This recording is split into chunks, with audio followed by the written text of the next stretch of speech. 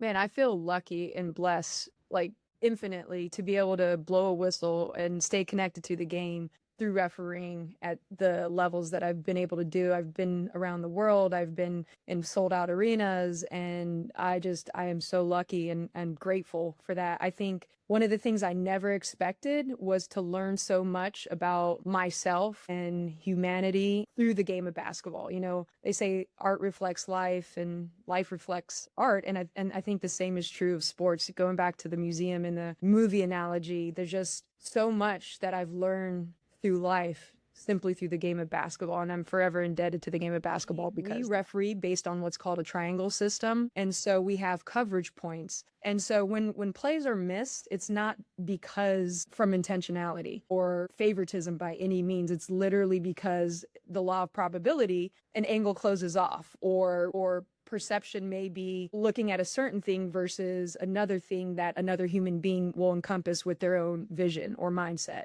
So we have to really take into account for a lot of things, and for fans to just know that we are there doing the best of our ability as a human being, as a team, to get the plays right and to let the teams dictate the win and the loss based on the rules. And hopefully everybody's there and they enjoy themselves, and we just all remember that we love the game. We're there doing our best, and we love the game. Hi, everyone. Tim Kitzer with you, the voice of NBA Jam.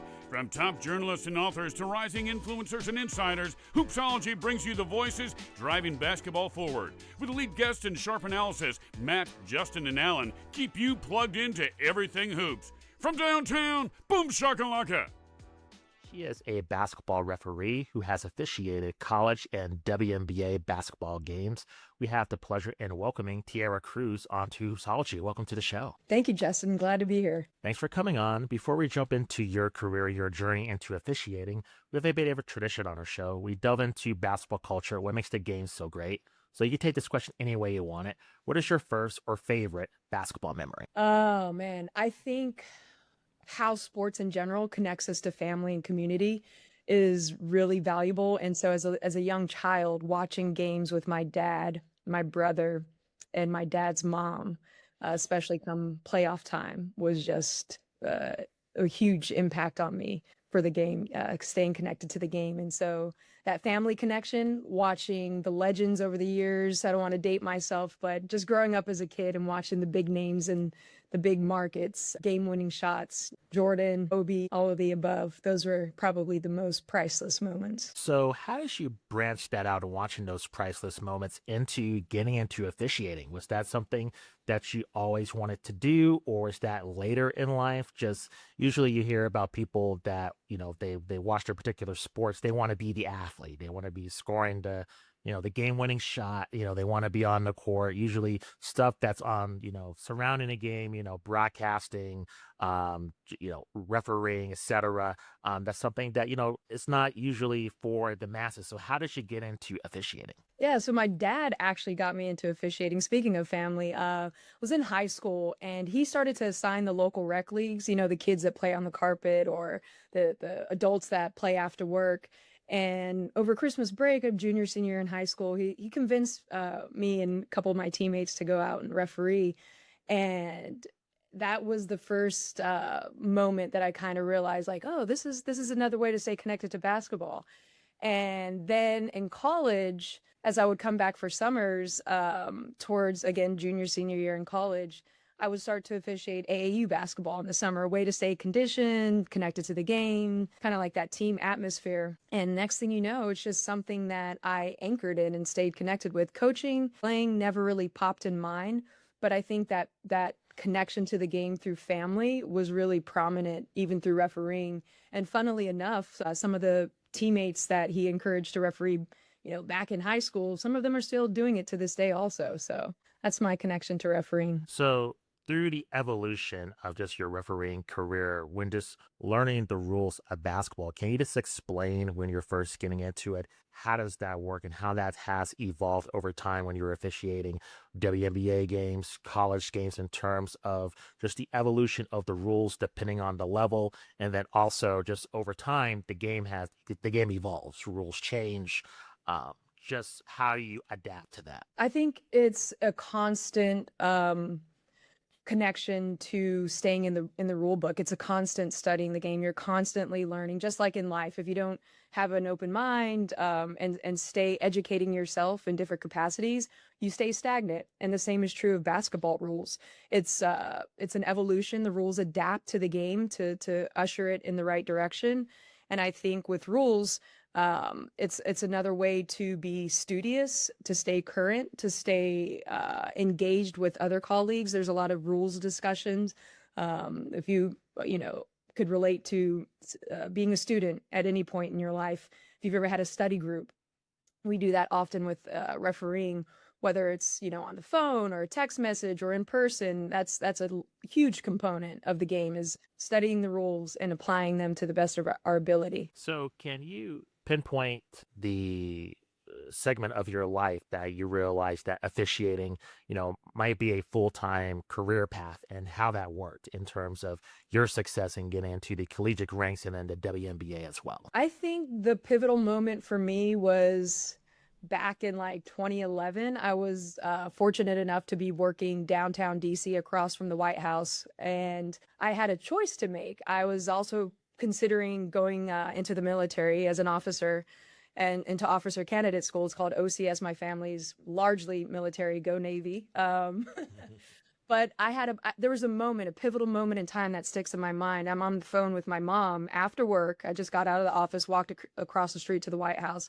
I'm talking to her. I was like, do I go OCS into the military? Do I stay civilian and keep refereeing? And my heart, with the unknown before me and the rest of my life, I knew to follow my heart and my passion. And fortunately, I was in a situation where I could do that. And so I declined military. And then at some point, shortly thereafter, several months later, my boss in corporate comes to me. Wonderful people, loved the experience in corporate. But they basically, this was before Zoom, and they offered me, they're like, hey, you're kind of gone from the office too much. Make a decision. And once again, fork in the road. And I followed my love for the game and basketball. And fortunately, basketball ushered me to where I am at this point in life. And I was able to pursue following the path that I'm on right now. Can you walk our audience through a typical game day?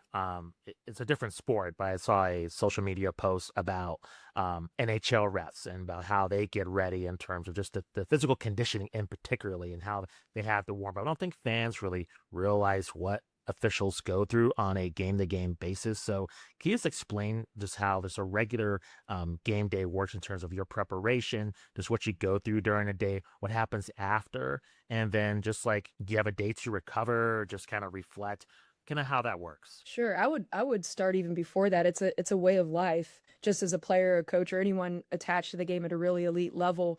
So we get in we get into the city the night before to ensure no travel issues. And then we are constantly conditioning ourselves, rest, recovery, maintenance, strength improvement. And obviously we already talked about the rules, but come day of game, we're meeting with our crew, and it's usually late morning, and we'll go over the pulse of the league, the guidelines, the points of emphasis. We'll reinforce that, kind of like a pregame meeting, the same way coaches speak to their team, where there's usually a crew chief that's leading the meeting and touching on the areas we need to focus on, the areas we need to get better on, studying rules, looking at plays, being aware of matchups, just having an awareness, getting our mind in the right place. And then after our meeting, we'll go and, we have different routines, just ways in which we get our body and our mind right to prepare for the game that evening. Or if it's a day game, we'll have that meeting the night before. And then after the game, halftime, we're looking at plays. It's not just, we don't just walk onto the court and blow a whistle. We're really dedicated, and we care about the game, and we want the best product through the rules in which we're told to officiate. And so we're looking at plays after the game. We're getting feedback constantly. There's a constant feedback loop. And then also we're taking care of our bodies as well, because we run 3 to 5 miles a game. So we're making sure we're putting the right fuel in our body. We're making sure we get enough rest as much as possible. And then it's on to the next city, whether it's the next day or, there's a day or two off in between. But you're constantly watching other games. You're locked into the sport because you care about it and you love it and you want the best for it. You mentioned just the length that you're running In sports, there's a huge bench, and if somebody gets hurt, there's a replacement. What happens? Has there been an instance where, somebody's gotten hurt? And how does that work? Is there a replacement referee on standby? Things happen. You guys are athletes as well. Things are going to occur. Has that ever happened in terms of an injury? Or there might have to be a replacement ref to replace that person that got hurt? Yeah, every blue moon it happens. Like you mentioned, we're athletes as well. We're up and down running. So in regular season, we do not have replacements. So there's a protocol and a system in which we work. It's called two-person. And so we'll finish the game with two people. Back in COVID, people weren't getting to the games because of obvious reasons. So sometimes we would start the game with two people. And then come playoffs, we will always have a standby. At any elite level, college or professional. So they may be in the locker room, they may be at the table, but they're part of the crew. They're part of the team. They are involved in the pregame meeting. They're out there on warm-ups. It's, just like you mentioned, they're basically on the bench ready to come in. Hopefully not, but they're there to support us and be ready to come in just in case anything happens. So how do you handle just through a typical game? You have fans, they just love to yell out certain things, and not only to yourself, but to the players, and just like noise. How do you just deal with that in terms of like a raucous arena? Are some places easier to referee than others? Like, how do you prepare for any type of scenario where the noise, it might be intense atmosphere, not necessarily towards yourselves, but just it's just so loud. We're talking off air. I'm originally from Albuquerque, New Mexico. They're known for the pit. It's just really loud. The arena's underground, can get extremely loud where you can't hear anything. And I've seen the referees, you can't hear the whistle. It's just the players can't hear. So have you dealt with that before, where it's such an intense atmosphere from this? You're trying to hear, but you can't just because it's just a loud sporting event. I love that you touch on this, because that's what makes the game so incredible. Any sport, right? Like the motion, the excitement, the connection for all the fans, whether you're there in person or not. For me and for most of my colleagues, I would say all of my colleagues at elite levels, that's background noise. It's really filtered out. And there's almost like an inverse relationship with the noise. The higher the noise gets, the more focus we get on the game, because we know it becomes that much more important to be as accurate. We always want to be accurate, but that gap, the inverse relationship of noise and time going down, and our focus and our accuracy ensuring it's that much higher is there. And so it doesn't bother me. It's part of the game. I'm happy that the fans are happy watching a game, and the players get happy about it too. If there's ever an interaction with a fan on the sideline, I'm aware of it. I'll make sure it's amicable and friendly. And if it's not, then there are measures in which we make sure that the environment is safe and professional. What are some of the misconceptions that fans have about just refereeing in general? Because I think with a lot of fans, it's a very selfish endeavor in terms of you want your team to win. You don't necessarily care about the other team. There are basketball purists that love the sport, and that's great. But I think for a lot of casual fans, or anything, especially with just gambling and everything, they just have a singular investment into why they're watching a particular sporting event, particularly basketball. So what should the audience just be aware of in terms of what they're seeing on the court that's not usually talked about, and what they should be paying attention to? Because I think with commentary, it's more just the commentators are really good, but I just think sometimes the nuance of the game is missed, and I think that really hurts the audience that's trying to watch it. So what are just the things that you think the audience should just be more aware of, just be looking out more, and just kind of clear any misconceptions that they may have just about your job? I think that if they understood that we are there to do our job in the most neutral, integrity-based way, despite what a call may present as, that's our underlying current constantly, is to ensure that we're providing a fair game based on the rules. It's really, really rules-based. And obviously, there's judgment, there's perception from a fan's perspective, and there's perception from a ref or a coach or a commentator. No one person is omniscient, and we're human. So unfortunately, there will be the plays that we may get screened out on, like literally the angle closes off in that moment. It's a game of angles. Basketball, especially coaches and a lot of fans out there probably know it's about angles. Even the way you shoot the ball and the angle in which it hits the backboard and the rotational spin we referee based on what's called a triangle system. And so we have coverage points. And so when plays are missed, it's not because from intentionality or favoritism by any means. It's literally because the law of probability, an angle closes off, or perception may be looking at a certain thing versus another thing that another human being will encompass with their own vision or mindset. So we have to really take into account for a lot of things, and for fans to just know that we are there doing the best of our ability as a human being, as a team, to get the plays right and to let the teams dictate the win and the loss based on the rules. And hopefully everybody's there and they enjoy themselves. And we just all remember that we love the game. We're there doing our best, and we love the game. No, I think that's fascinating because, a lot you're like you said, you're on the court. That is you're running from side to side. You and your colleagues only have that perspective. Everybody else is watching the game in a different manner because they're spread out throughout the entire arena, or watching it on their high definition television with all these different camera angles. So their vantage point of the game is different from yours. So I think that has to be a very, I don't know, unusual situation, compared to lots of other media where, we're watching a movie, we're watching it the same. There's no Right. different camera angle. Yeah. That's a beautiful analogy. It's like the movie itself was presented on one angle, one frame. And even within that movie, somebody could take different Sure. parts of that scene. Art as well. You go to a museum and somebody will see something entirely different, and it's literally the same painting. So that same perspective, that's just human nature. And so going back to basketball, I think another point too that I find really interesting, and we know within our system of refereeing, it's not necessarily proximity, it's about the angle. So sometimes a play may be 2 feet away from me, but again, my perspective based on how close I am or how I'm screened out or whatever the case may be, it may be approaching me versus my partner who's on the opposite end and the picture's getting wider for them, or they may have an open angle. It's based on angles, not necessarily proximity. So that's the beauty of it, the art, the nature, the science. It's a beautiful thing. No, that makes sense. How has the game of basketball, you think, evolved as you've been refereeing it? Have you noticed anything, just as a broader topic, just in terms of how the game has evolved?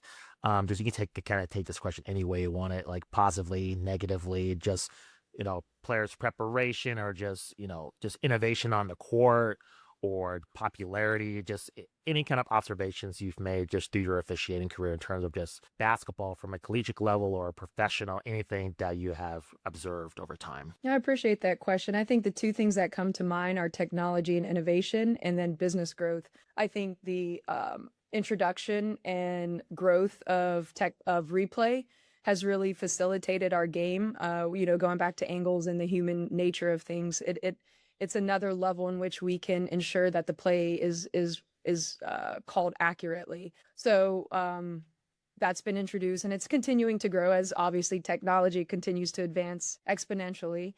So we have to weave that into the game in a proper, balanced way. And then also the growth of the business itself has been phenomenal. And I'm so happy to see that at all levels of the game. It's great to see the awareness growing, the recognition, the respect, and then obviously the monetary investment, both globally and domestically. And I'm on the side cheering as a big picture, just happy and applauding the growth of the game. I'm really excited for the world to receive it, and for the players and the coaches and the back office people, front office people, the referees, everyone connected, the ushers, the janitors, everybody connected to the game, to be able to witness the growth and feel that excitement and connected energy. It's a wonderful thing. You brought up replay, and this is something I've had debates with my other co-hosts about. Is it positive or is it negative? Can you just talk about when it was first implemented, how you had to use it? And then also, I've seen some of these refs go viral because they have to announce just the call to the arena. And there's some funny moments sometimes, like they're in the spotlight. Usually they're not. Or referees they're usually in the background. But yeah, when they're making that announcement to the arena or to just the commentators, they're kind of put in that spotlight. That's been a recent phenomenon. So just your thoughts on how replay has evolved over time. Do you like how refs have to sometimes be in the spotlight to explain a call? Does it make it easier for the fans to understand, or do you rather have just the referees just stay in the background and not have the spotlight on them?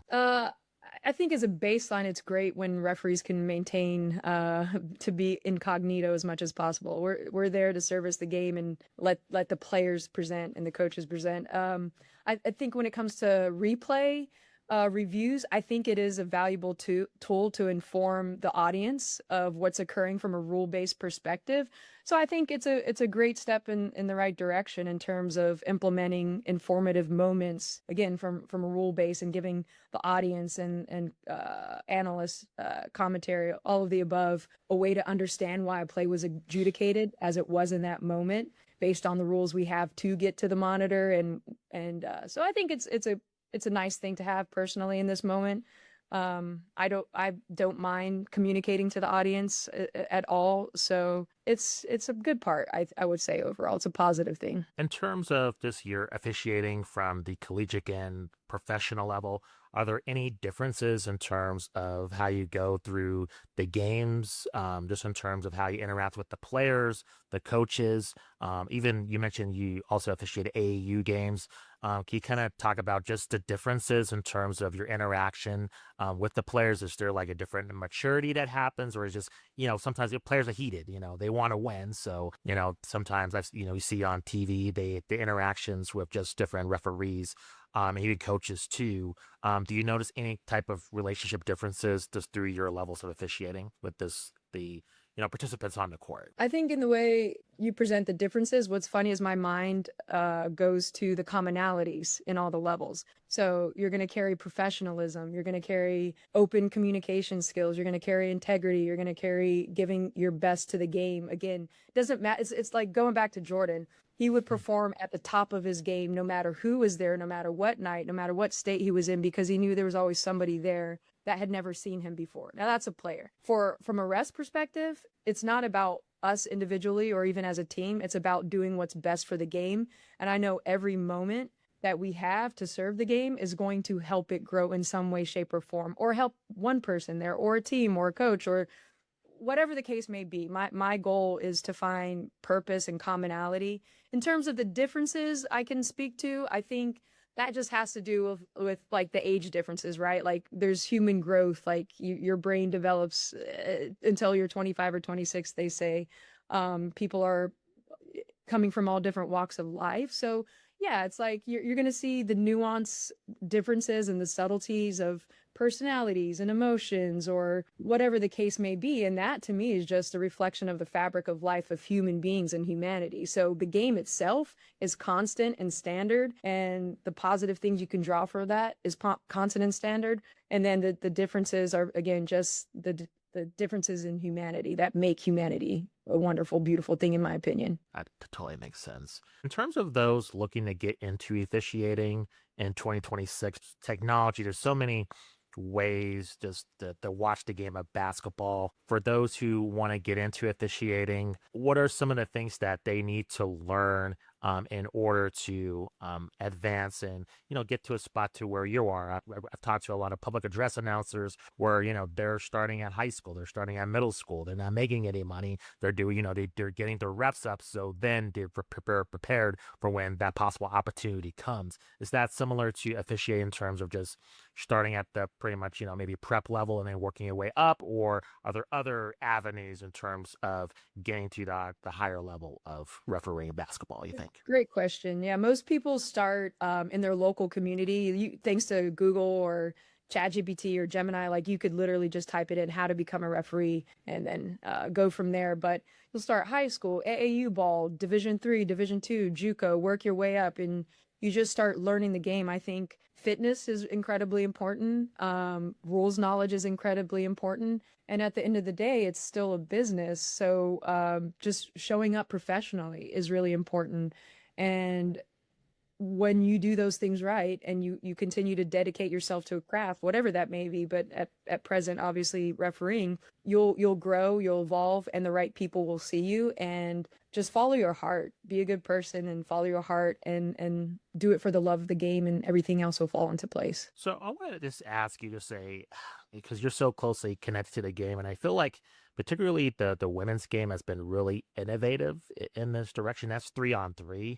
Just kind of, do you have any thoughts in terms of just the game of basketball's evolution overall, particularly on the 3-on-3 sites, gain a lot of traction with unrivaled FIBA competitions, etc. Are there any other like innovations within the game that's kind of caught your eye in terms of it being interesting to you, or it might gain in popularity, just maybe from an officiating perspective that's you're paying attention to? Because I just find that really interesting that the women's game, I find, is where the most innovation has taken place, in which other leagues have, copied over time. I'm just curious your perspective in terms of how the game has evolved, and that the three on three, 3x3 just comes to mind as kind of the leader in terms of, taking kind of the core rule set of basketball and, kind of creating a newer concept for other fans to enjoy. I think the creativity and the evolution of it is awesome. I'm all for creativity, and to be able to take from the baseline of 5-on-5 and the original rule set of how the game was created and see it grow. It's fascinating. It's just fun to watch and observe from afar. I have no influence or opinion specifically on how it should be. I'm just simply watching and observing and appreciating it, and clapping that the game is growing at such a tremendous rate globally. It's really fun to see, and I'm sure the growth will continue in different forms we could never even fathom in this moment. So it's exciting. It is, absolutely. We talked about your just day to day in terms of officiating. Can you kind of walk the audience through going through a season, and just when the season concludes, just what you guys go through in terms of, do you review all the calls? How does that work in terms of just maybe the hierarchy of officials in terms of, because I know like the NFL, they have certain refs, like they referee the Super Bowl, or they get promoted in terms of refereeing the playoffs. Just how does that work in terms of when the postseason happens to the off season, just the evolution of a season for you? What off season?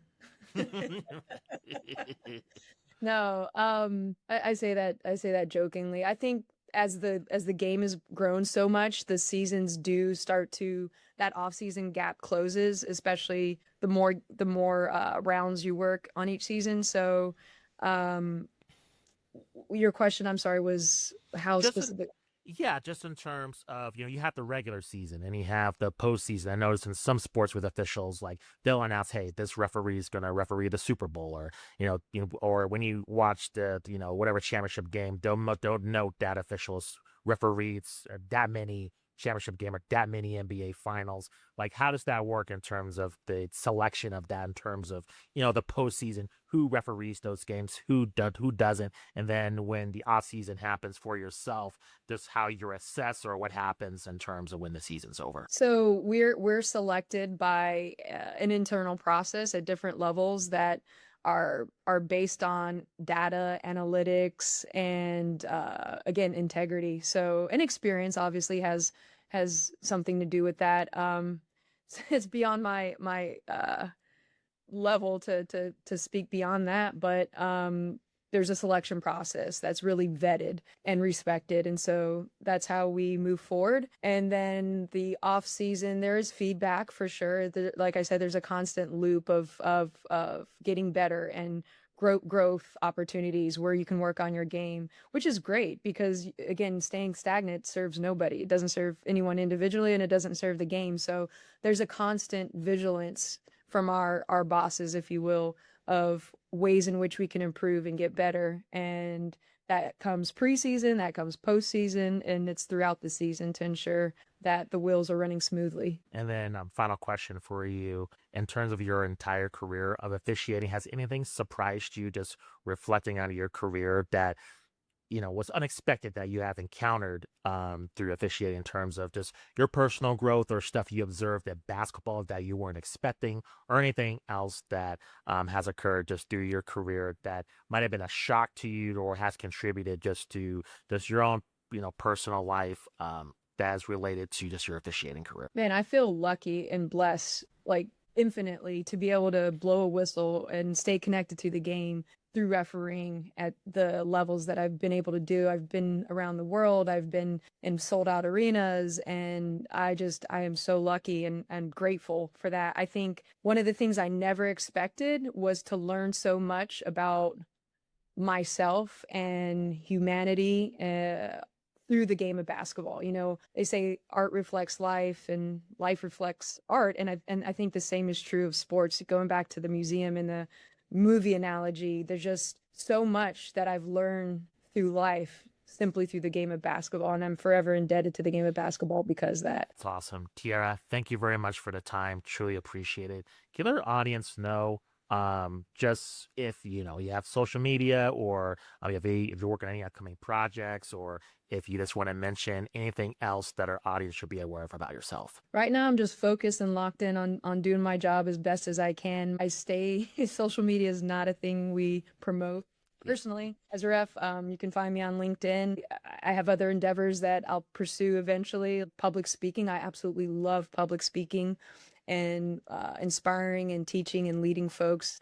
Who knows what will evolve from basketball for me in the future. But as of now, I'm just dedicated to the game and serving the game in this current season. So thank you. It was a pleasure to be here and appreciate it. Yeah, of course. And thank you just for making the time. And I think it's important just for our audience just to be aware of just all aspects of the game. You are our first referee to come on our show. So it's just an honor just for you to just give us your knowledge and just what you go through just every game that you officiate, and just shed some light in terms of bridging that gap between what fans watch and what you guys go through. I think that's really, really important just in terms of us understanding the game of basketball a lot. Yeah, I agree. Thanks, Justin. Appreciate it. Yep, absolutely. Thanks, Tiara. I appreciate it.